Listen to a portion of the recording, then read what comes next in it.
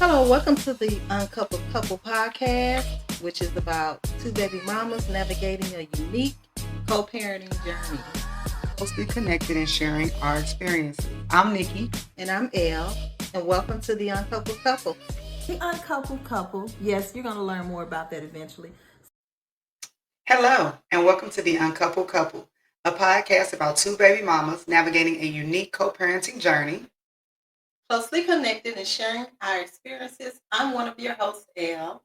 And I'm Nikki. And we're the Uncoupled Couple. So today we have a very special guest in the house.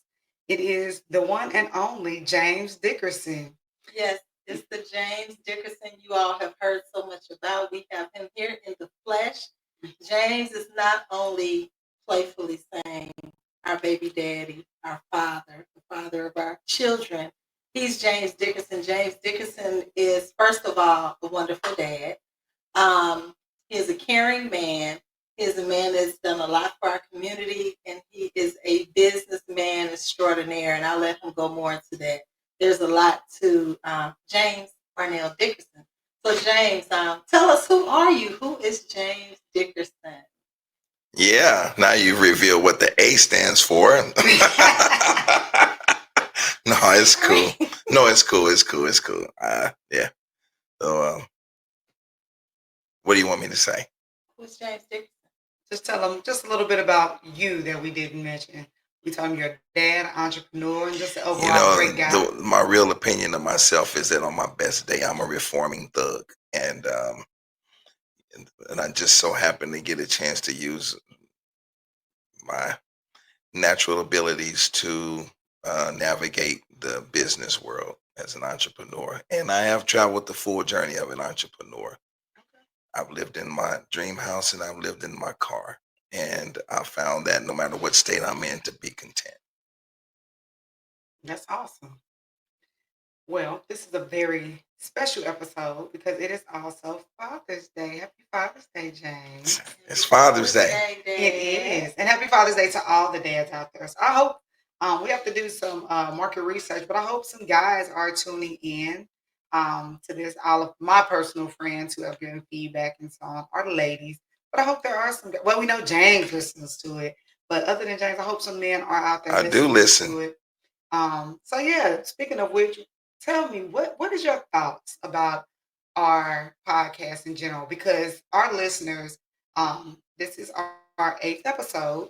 So we've been at this a few months and we've been getting some positive feedback. But obviously, you bringing us all together as a family is the catalyst for all of this. There would not be an uncoupled couple without you.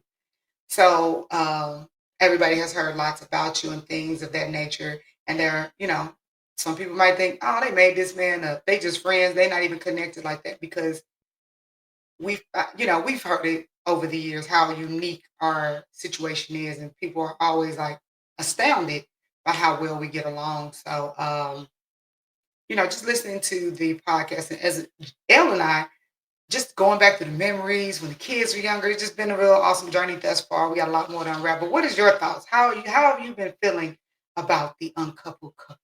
As a podcast, I think it's great. And, when you first told me that you were doing it, I was really excited. Okay. And I watched every episode. I like them all. Some very hilarious moments. Yes. Some crybaby moments. And I think it's really dope. And for me, it's been very enlightening because there's things that you said that I didn't know. So, your opinion, or not opinion, but your lived experience and the way that you articulated it was enlightening for me. I love that you said that because me and Elle, we've had several of those moments, right? And not only are we talking about our lived experience, but also the journey that we've been on, right? I was a very, me and Elle talk about, I was a very young woman, and I've matured over these last 20 years, right? And now I got you young. You did. You definitely got me young.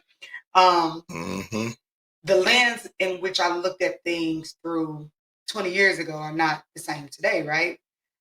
if that was the case, that would be a problem because we should all be always learning and growing and improving, right? Glad you ain't 20 years ago, Nikki, today. I know I done chilled out a lot more. I wasn't all bad. El, tell them. She wasn't all bad, but she has grown. We've all grown.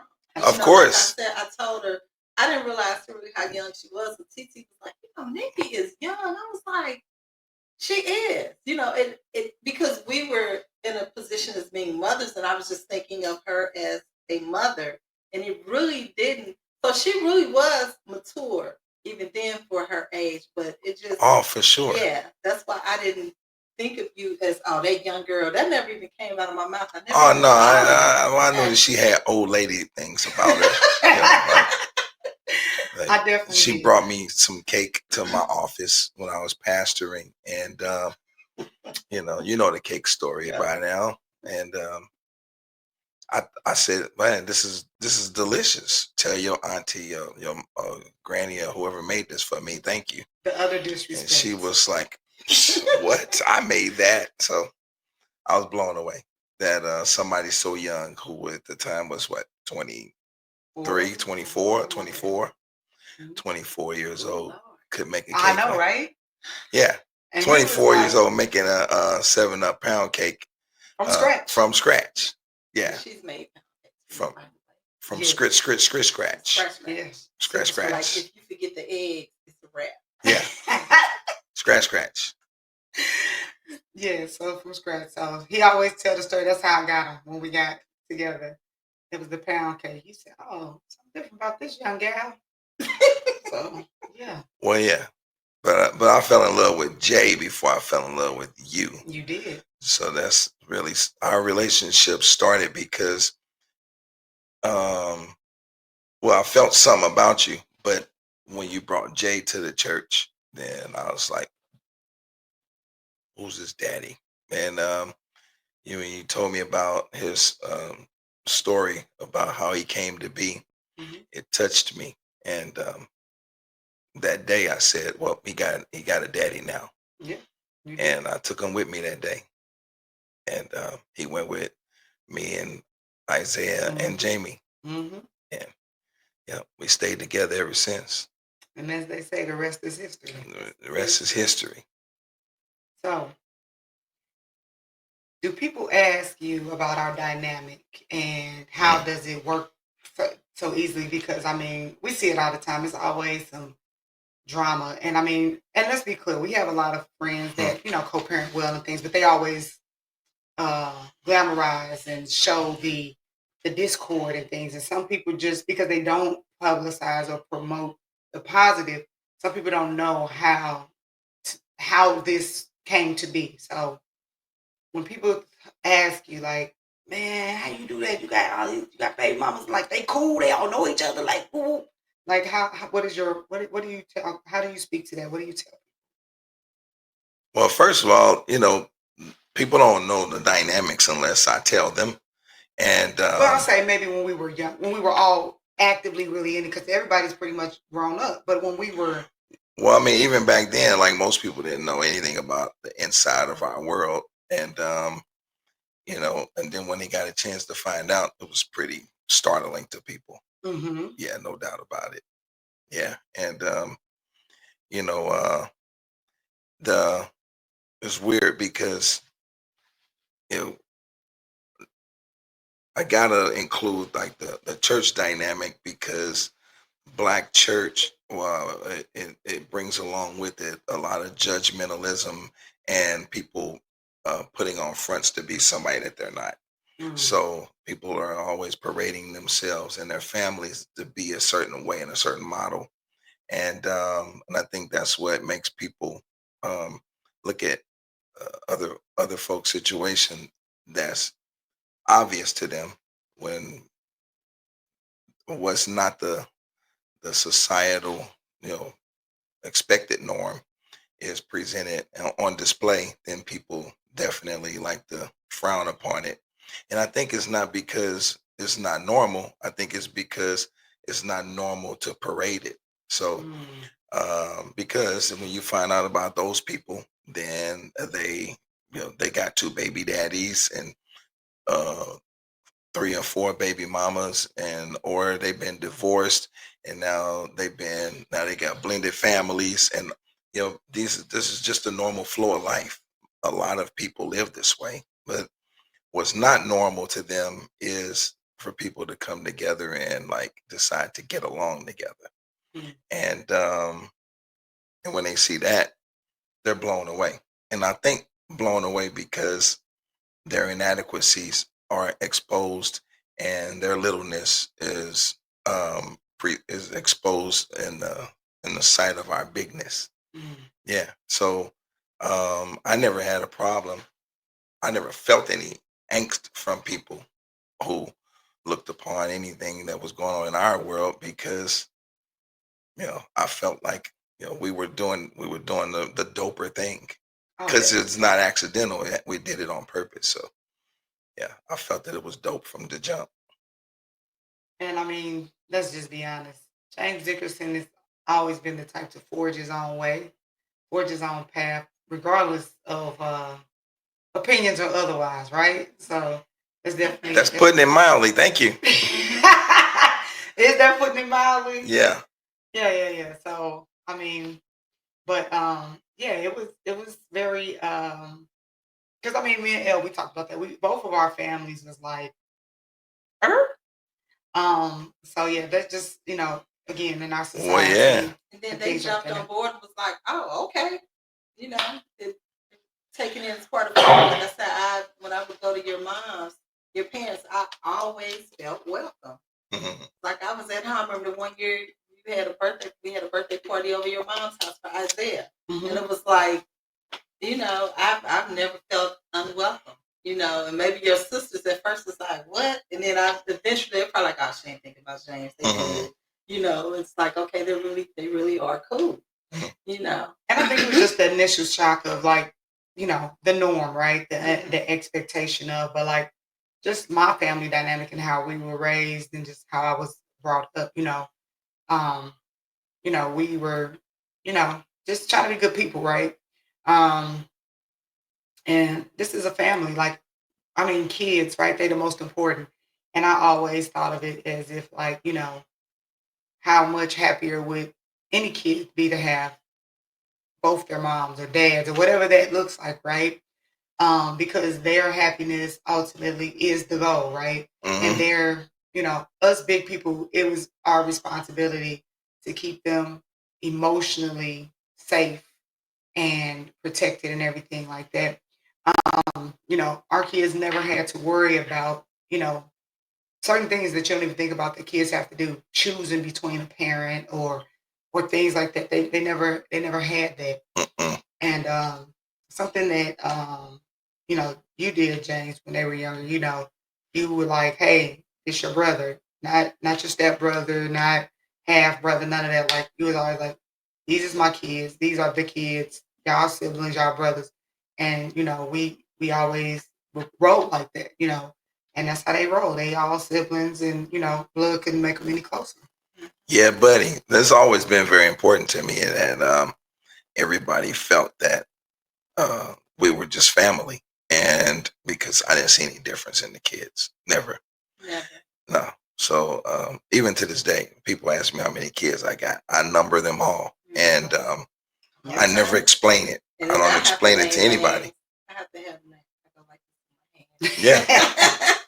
Yeah, I number them all, but I started doing this before you guys. So like, I've been on this parental journey and parenting kids I didn't make for 30 something years now, right? So yes. So when I married my first wife, Deborah, which technically is my second wife, but the first wife, didn't last about 10 days or some stuff like that. But I never said that to anybody except for people close. But my family know about it. Y'all know about that, right? So, but my real first wife, Deborah, when we got married, so she already had Tiara. So and it was immediately, this is my baby and I'm raising her.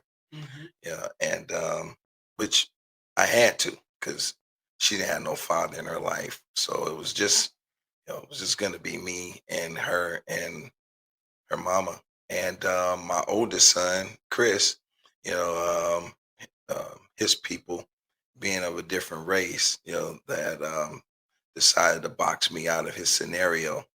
So the uniqueness. Am I okay talking like this? Absolutely. Because we Yeah. kind of like Yeah, you didn't ask me this, but I'm just recounting the way that the whole thing went, and the uniqueness of the dynamics is uh, you got to look at all of the pieces to the puzzle to understand why it ended up being the way that it is, and because I endured a lot of pain personally that I wanted to heal by bringing everybody together in the spirit of love and mutual respect and everybody just being family.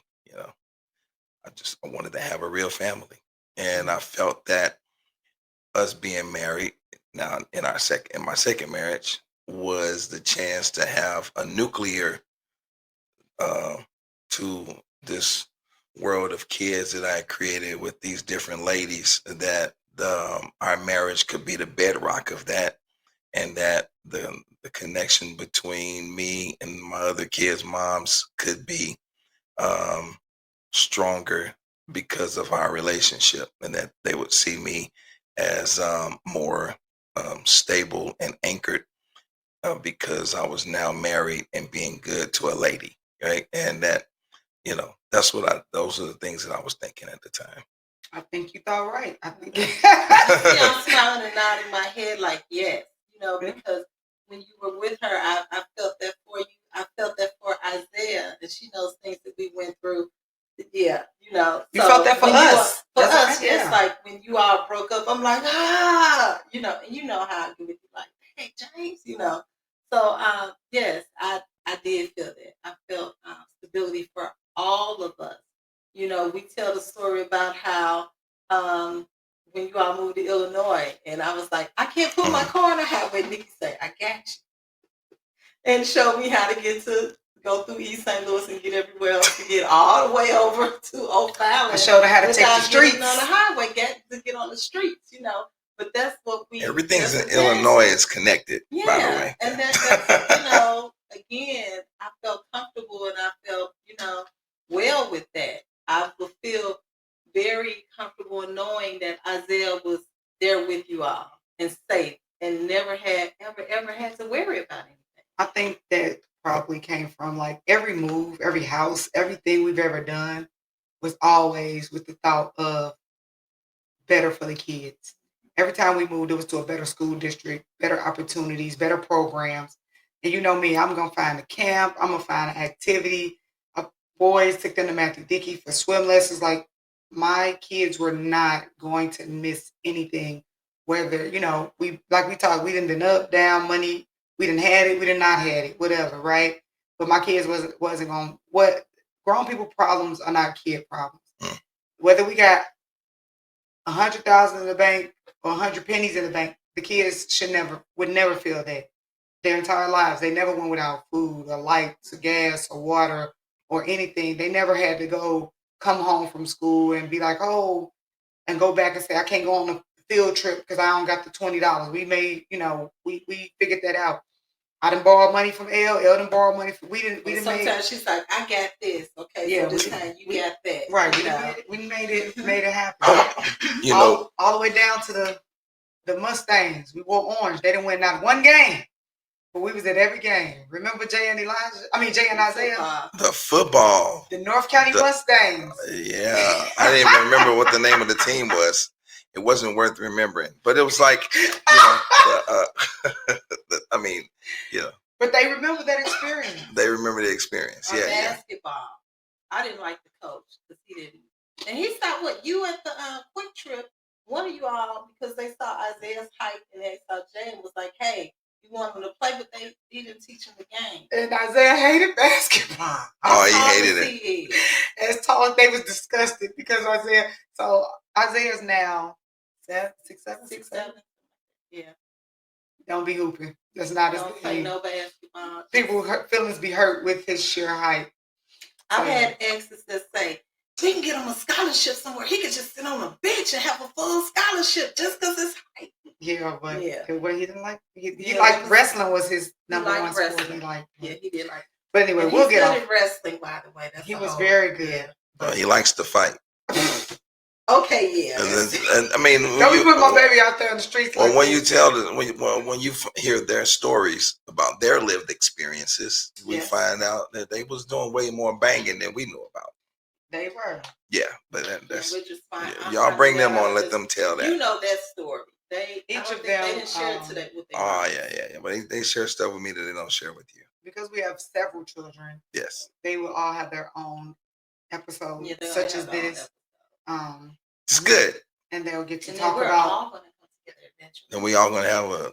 Yes. Oh. Got a lot of good stuff coming. I'm gonna have to fly everybody out to a cabin somewhere for that. That would be nice. Yeah, that'd be good. We were talking about, we have a large family, so we have to find a space that can hold all of us. Schedules. Yes, and schedules. Lord, today that's gonna be something. Yes, that is. But yeah, our kids are pretty dope kids. They are. They're good kids. Yeah. I like to say that it was, for me, I had a vision of that. I knew that you guys would get along. I knew that. And I want to say this because it's a really important piece of the puzzle that I knew that I had to present Eliani to you as my, before we even got married. I knew I was going to marry you. And I knew that I had to present Eliani to you a certain way so that you would accept her as, my bestie, right? Because that was the real dynamic in our connection, me and her. And so I started out by telling you that, like, yep, she's my best friend. And then, we got together and made a baby, right? Right. So, but that was the way I tried to present it to you because I wanted you to accept her as our friend. And I'm saying that because I know it's probably a question you was going to ask me. I'm saying that, probably jumping ahead of the questions, but dudes got to learn how to do that. Like, if you want these mamas to get along with each other, you got to become the guy that can, create that the energy between them.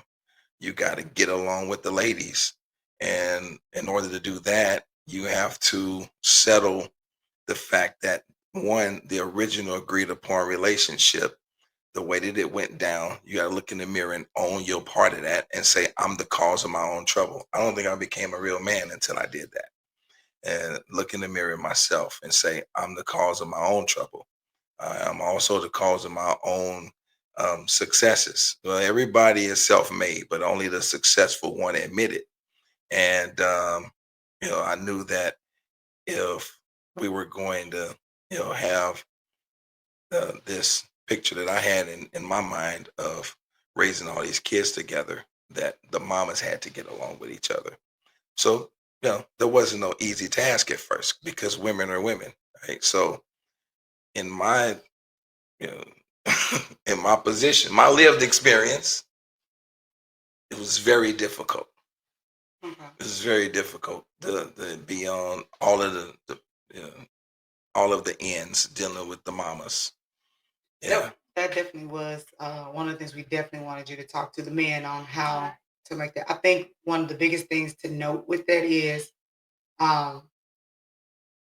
yes, you have to be in communication with the moms, but let's be clear. The communication has to be truthful and has to be real. You can't. That's right. You can't play the game and say, you can't be telling everybody the same thing. Oh, I love you. I'm trying. Like, you gotta, like you said, you gotta own. Oh yeah. Well, these days you got the baby mamas and baby daddies that still like to mess around with each other and stuff like that. So yeah. that wasn't our deal. So Yes, that right. wasn't, that's not what we're not a polygamous cult yeah, of people. That didn't happen like Yes, that. let's make that clear because we may have someone in the audience right now going, they know they getting together. He got these two fine women. You can't, but you can't because tell we are me. fine. Right. Or they say, girl, you can't Fine tell in a me mug. I ain't with him. But just so no, we are friends. And me and James have been friends forever and ever. Sometimes we would have people to ask if we were brother and sister. I don't know how they got that, but they would. But Pretty yes, weird. again, being truthful, being upfront, and that you're right, sleeping together and going back and forth and all that, none of that's going on. That No. will never work, and you won't be able Never. to have this dynamic. So if this is something you like, oh, I wish they could get along, they will if you keep it straight. Now, one thing we've mentioned on other episodes, and it may take more time, depending on where that person is in their journey, as far as how they feel about the other parent. You know, eventually, me and Dorian got good. She was she was the hardest one to accept me because at one point you two were engaged and she thought that she would be your wife and she saw her life going differently. Well, yeah. So Yeah. you were truthful. Yes. It was a hard pill for her to swallow. You were like, this is who I'm going to be with now. And, this is how things are going to go.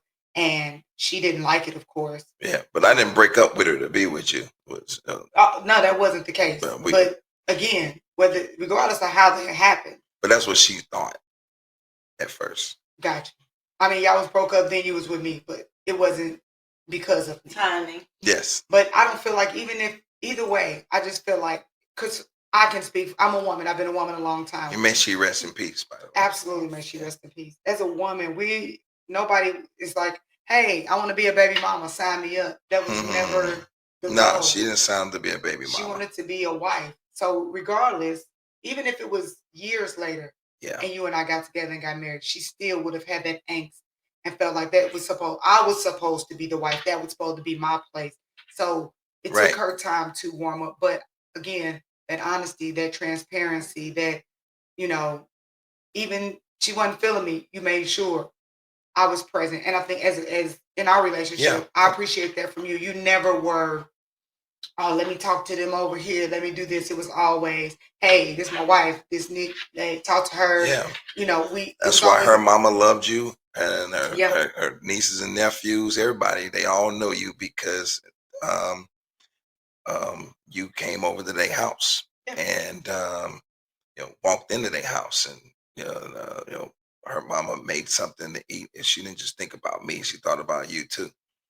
So I had that same welcome when I would go over there to get Kendall, probably picking Kendall up, going somewhere, meet her and Isaiah, whomever. So yeah, I got that same feeling. I was welcome. And on to that note, thank you, James, because that took and just in life that took precise intentionality on your part to make sure when we was going to pick them up, it wasn't, you didn't just go up and leave me in the car. Hey, let's go. Right. And you made sure those connections happened.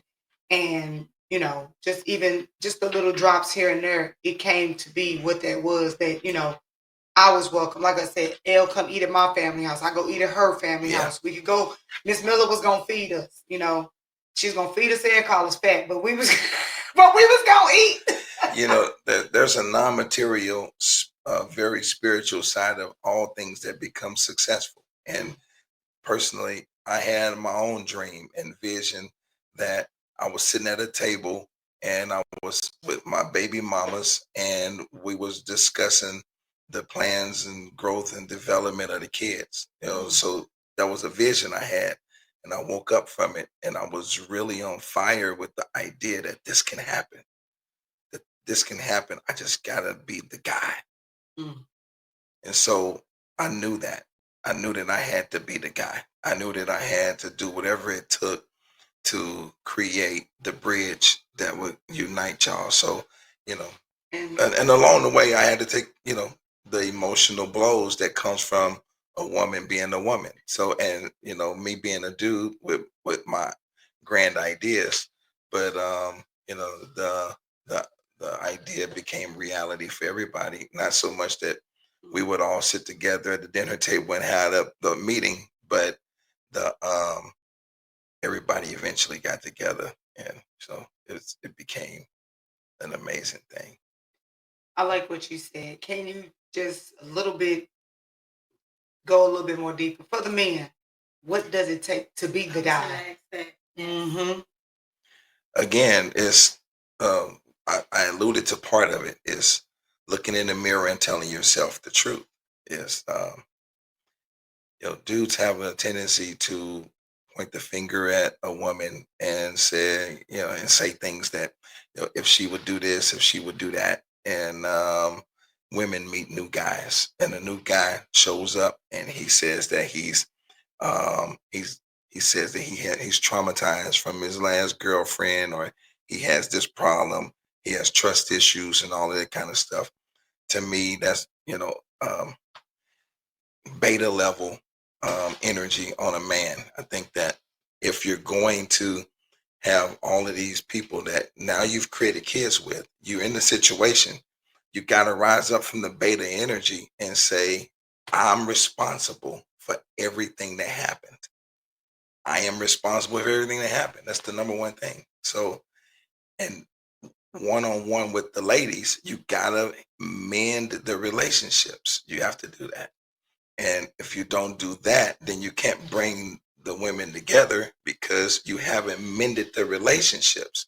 But you can't mend the relationships until you come to grips within yourself that you're the cause of your own trouble. That you lied to the woman and cheated on her before, and you did all of the stuff that you did that messed up the relationship. Even if she cheated, like I've been cheated on, but I still looked in the mirror myself and said, well, I wasn't man enough to keep her focused on me. That's what I say to me. Now, somebody might disagree with that, but it's healthy for me to say that to me because it makes me become a better version of me. And so so I've been on my own personal spiritual journey, and I think that a man ought to do that for himself first, and then for the people in his life. And eventually it starts to spill into the lives of the people around him. Right. You got to have relationships that are healthy with people.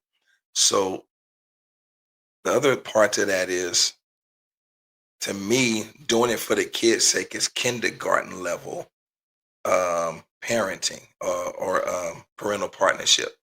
To me, that's kindergarten level, doing it for the kids' sake. So early on, to me, it wasn't for the kids' sake. To me, it was for our sake. So I knew that I had to love you for our sake and have a connection with you for our sake. Because if we can have a genuine, good relationship with each other, then it would be a cinch to mend relationships or blend relationships together with the other human beings that's in our dynamic. So that's what I knew. And with you saying blending the relationships with your mothers, the kids see that. Yes. They see how they get along. They love each other, not like in love, but they feel it. They still feel a sense of both of my parents there, or in this case, all of my parents are here, and they get along. And kids, a lot of times adults don't give kids enough credit for their intelligence level, right? Bingo. And kids, and they know it's fake and when it's real. And I love when you talk about the only way it can work is you have to mend those relationships. Because again, if we're not together, that means something went wrong, whatever, right? We got to mend those. Something went wrong. Yeah, we're not together anymore. So let's tell the truth about that. And when you say men, we're going to say this again for the people in the back. Men don't mean go sleep with your baby mama or your baby daddy. Men don't mean y'all got to get back together romantically. Men mean I accept what I did, you accept what you did, and we're deciding to move forward on a positive note and towards a positive place. So now you say that from your position, but I can't tell dudes that. I can't tell. Well, no, this part. No, something you just said. I have to. I can't tell dudes that it means I accept my responsibility and she accepts hers. You didn't hear me say that. Well, right. I didn't say that Well, because for me, I feel don't like accept women to be accountable. I mean, I don't expect women to be accountable. I don't expect that. I didn't expect it then.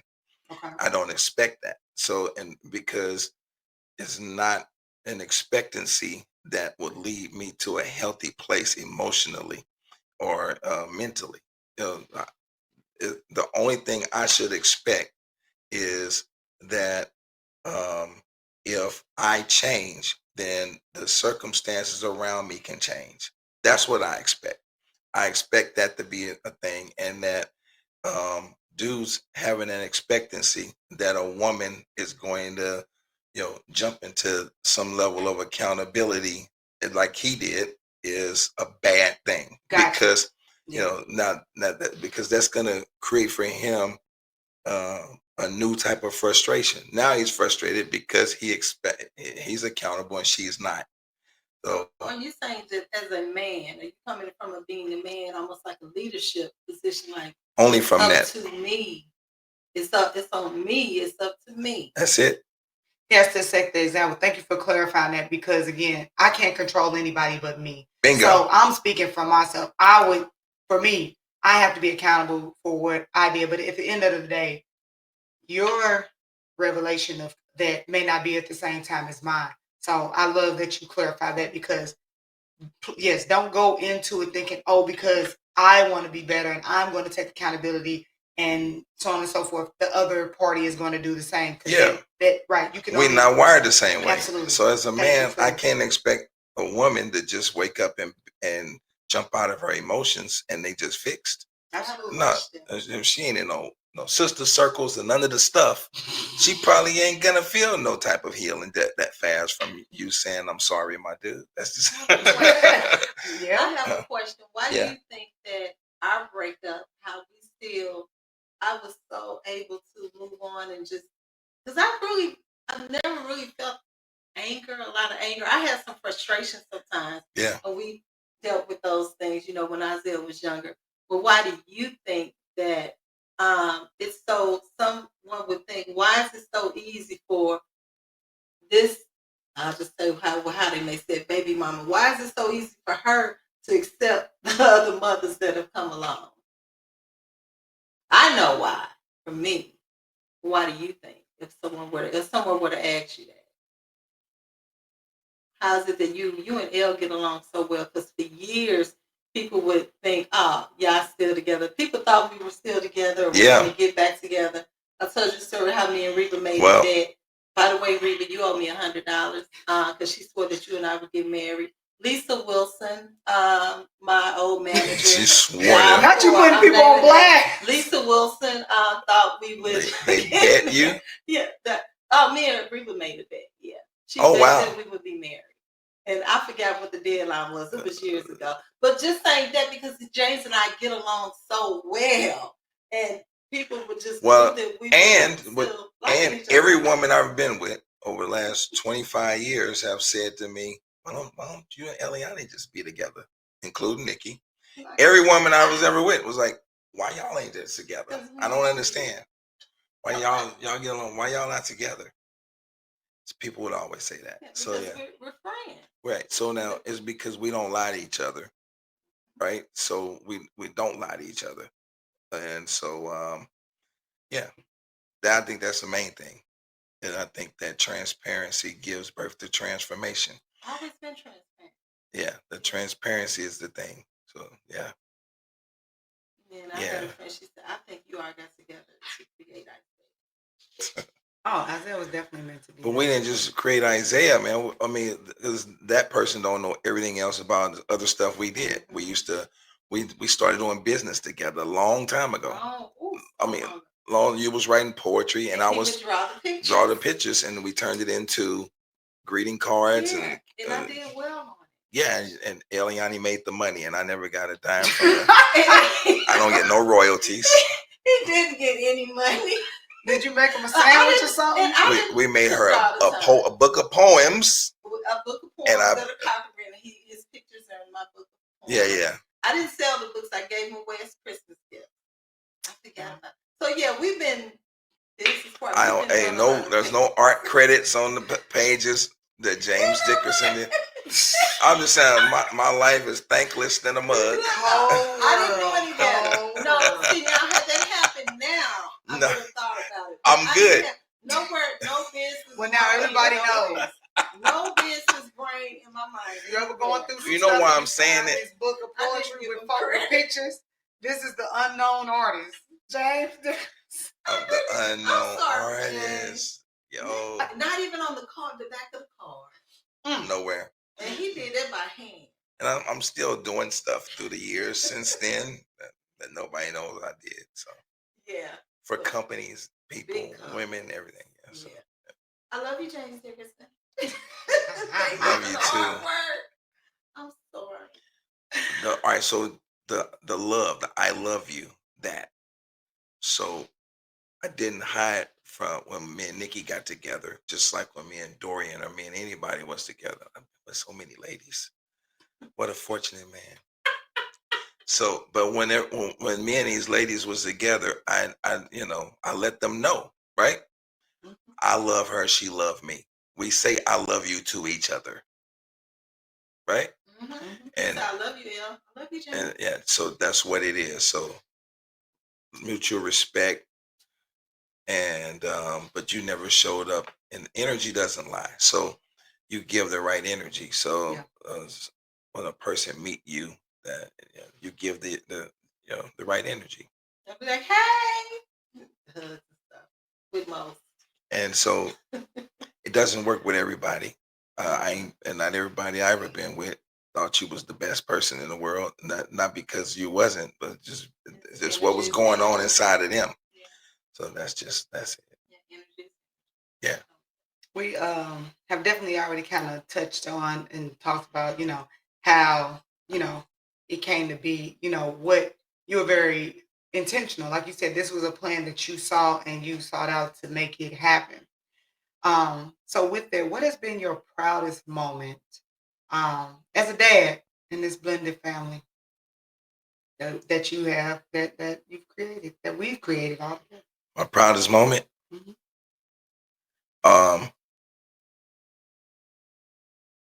Signing Jay's birth certificate. Wow.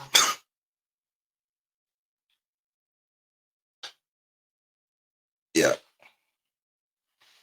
Yeah, man. Yeah, that's a big one. Yeah. Because that's my son. Mhm. And I wanted to give that to him as a gift. And you asked me to do it. And but we always did extra things to make sure that that Jay, didn't feel away because the other kids could leave the house and go and be with the other parent. And he just had us.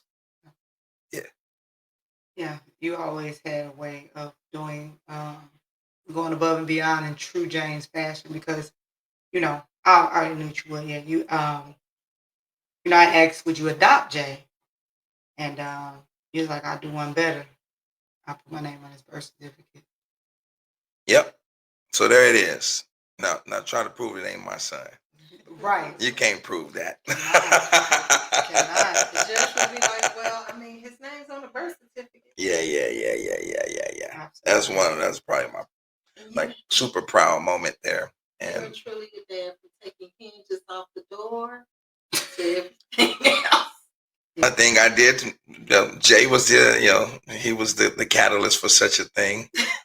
Yeah. But I never wanted to beat the crap out of my kids all the time. So I had to get creative and find ways to and really whooping the kids was something that I only did because the mamas made me do it. So And that was few and far between. yeah. They were like, Deborah used to call me and be like, "You need to come over and whoop this boy," and I'd go over there and be like, "Hey, maybe I don't have to whoop him," and she'd be like, "You wussy, go in there and whoop him."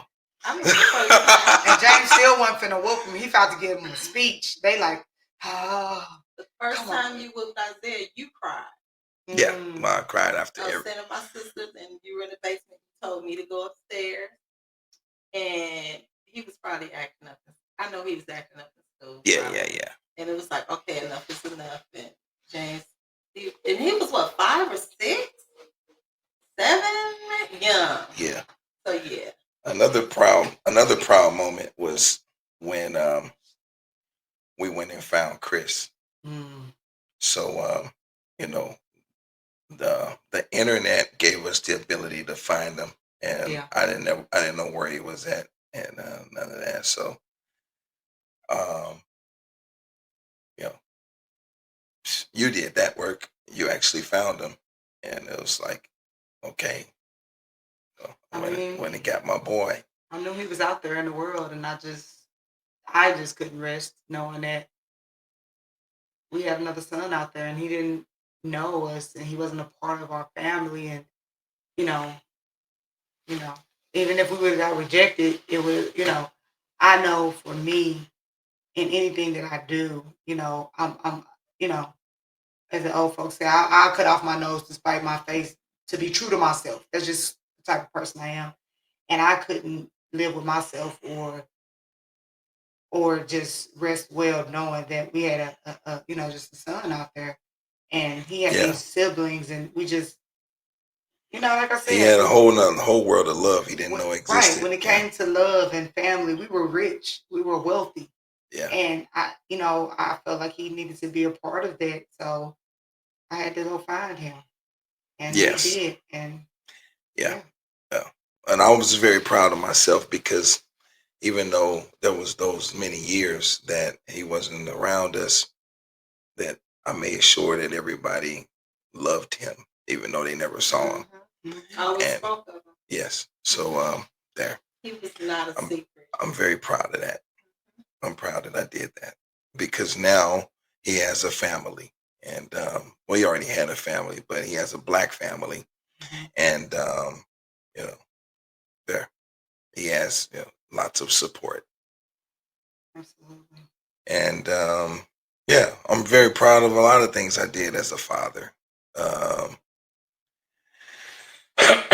yeah, super proud. Yeah. Then I found out I had a little girl that I didn't know about. And so here comes Spirit, who shows up at 5 years old that I didn't even know she existed until she was 5. Yeah. And when, you know, her her mom's sister hit me up on Facebook and said, "Hey, I know you don't know me, but I need to talk to you. It's very important." So I called her, and then she put her mom, Spirit's mom, on the phone, and she was like, "Hey, you might not remember me, but my name's Mary." And I was like, "Oh yeah, I remember you. You know, it ain't like I've been with a million ladies."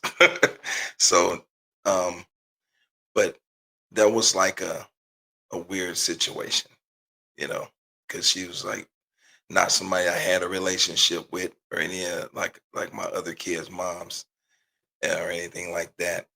It was like what somebody might call a humbug, right? But you know, there's like I said, there's a spiritual side to every situation.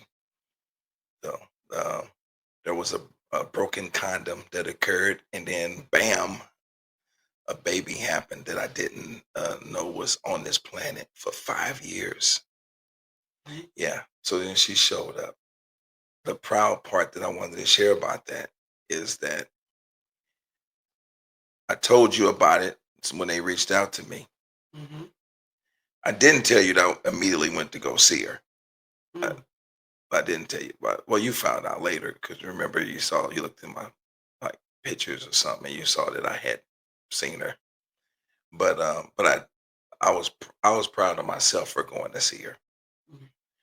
and because when I saw her picture, she sent me her picture. I loved her as soon as I saw her because I knew she was mine, and yeah.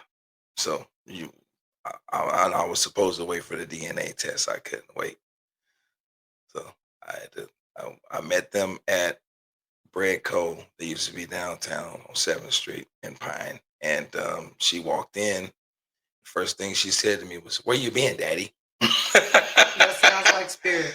She said, "Where you been, Daddy?" And she was so hyper and stuff. And I was like, "I've been right here waiting on you." And then she was like, okay, well, you're not gonna be gone no more. I said, never again. So then we hugged, and I snapped the pic. Black out. So I still got that pic of the first day that me and her met, and I went to her preschool graduation, and some months later, we found out that she was mine, definitely through DNA, and we all got together and brought the kids and introduced her to her family.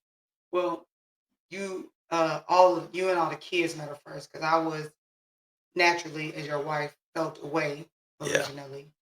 And we talked about this as well. But again, I'm not the type of woman. I'm never my feelings. It's like I say, my job is as mama bear is to protect the cubs, regardless of how I feel. And that's a lot of the problem a lot of people have. Most people, I mean, that's just how we are naturally and innately wired for self. But I feel like when you become a parent, that self's supposed to be take a back seat, and you're now responsible for this person that can't take care of themselves, right? So it's always was my goal to protect the kids and make sure that they were all right, even if I felt some type of way. But when I did meet Spirit, she had heard everything about Mama Nikki, and she ran up to me. She's like, "Hey, Mama Nikki," and she hugged me and melted my heart. And that was it. I love my Spirit. Soon as we met. Yep. What was there not to love? There. Absolutely. So, if you could go back in time, and I'm pretty sure we know your answer.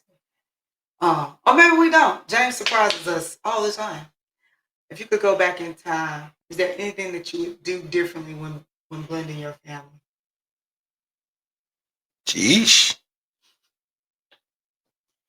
Yeah, I'd have bought a big compound and moved everybody in together. No, if I could have done it, I would have. That's for real. Yeah, I know I would have been there. Yeah, that would have been dope. Well, I know you would have. That'd have saved us some gas. I always wanted Elle to live with us, but I think you even said it too. You was like, Eliana could live with us. She definitely could. Yeah. Until I found a husband or boyfriend. Yeah, we just didn't do it. We could have done Like, that. okay, y'all, I'm gone.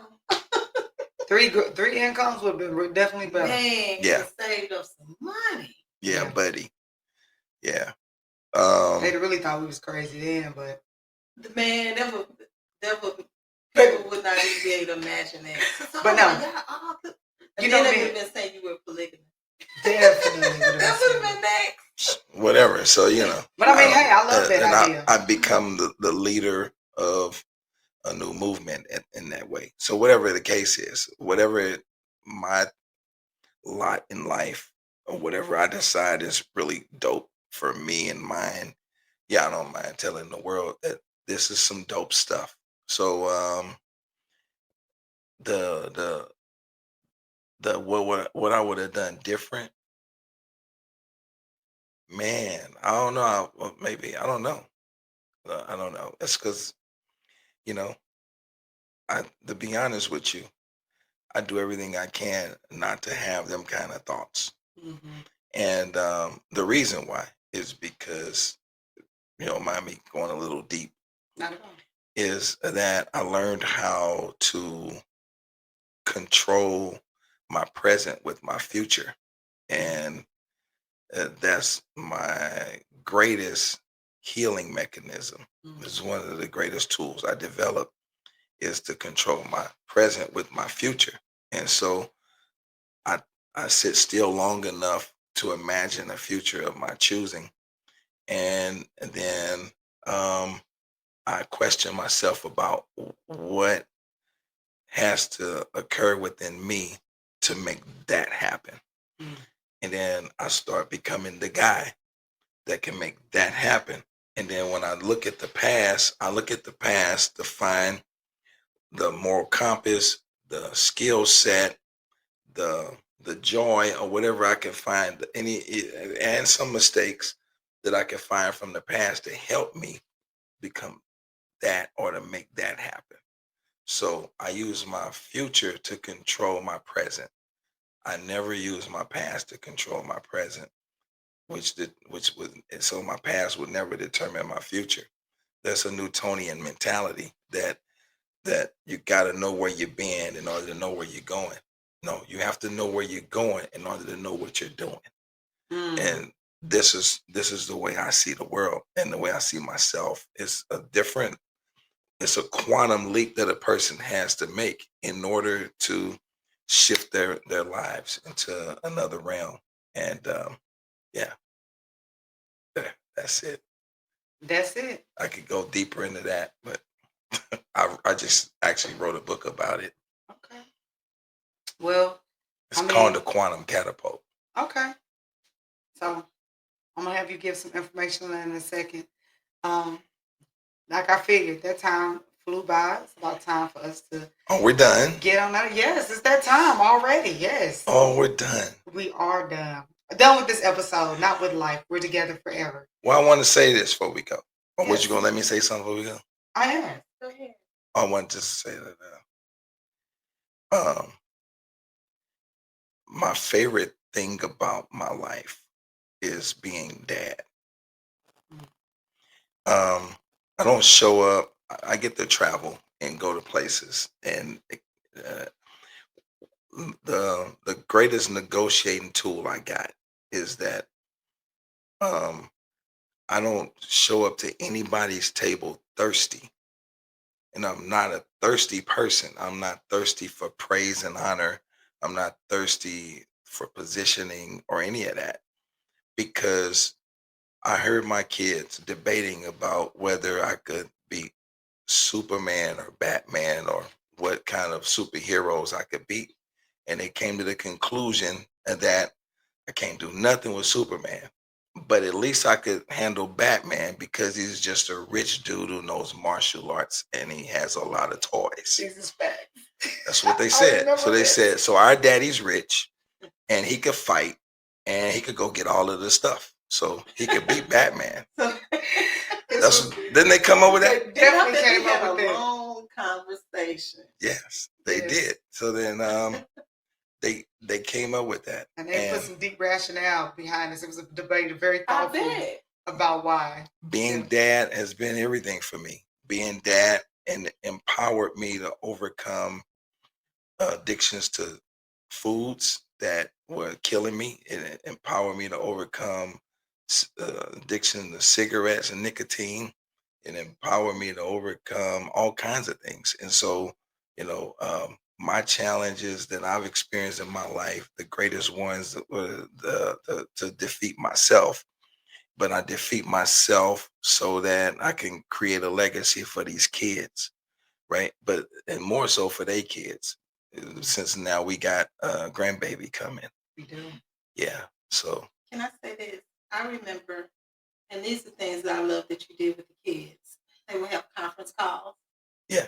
They would do personal development. Yes. I remember that, and this when they were young, and these are the things that you instill in them. And then, like I said, all the kids, all of them, Spirit, Kendall, all of you all would be on what you did on Sundays at one time, I think. And you would have conference calls, family calls. Yeah. And Zooms. Mm-hmm. So, great day.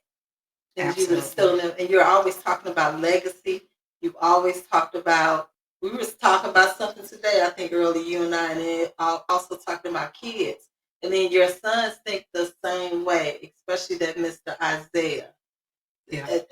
Your kids are in the same I way. infected them. All of them actually. They're all mentally infected. Yes. But I'm really, one more thing I'm proud of.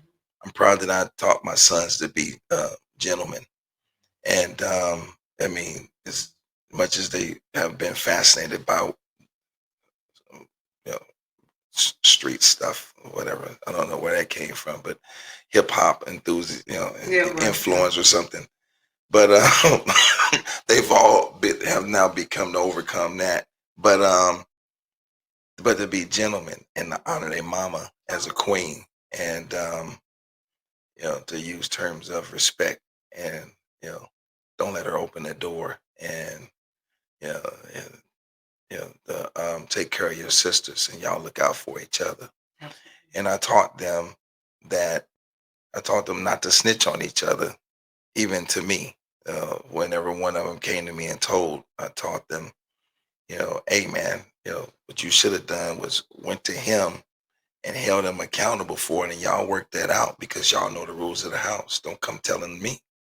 And that was the way I dealt with them, and I did that because my daddy did that to me and my brother, and he made sure that we was tight.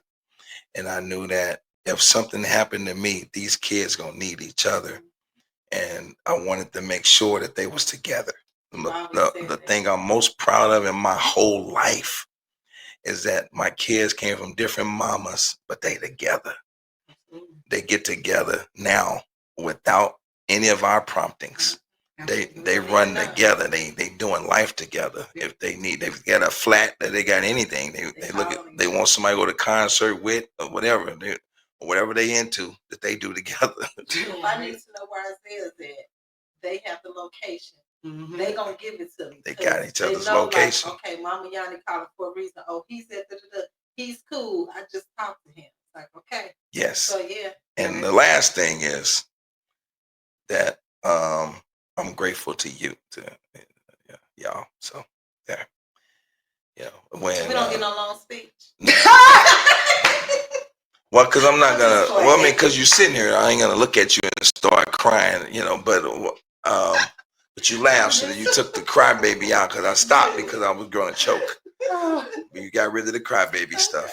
But I am grateful, so thank you, because I could sit here and seem like I'm a really dope dude, and that I haven't made no mistakes, because there's been a lot of mistakes, and I haven't picked all the best ladies and all this kind of stuff. So I made mistakes, and but we cut deals. We did.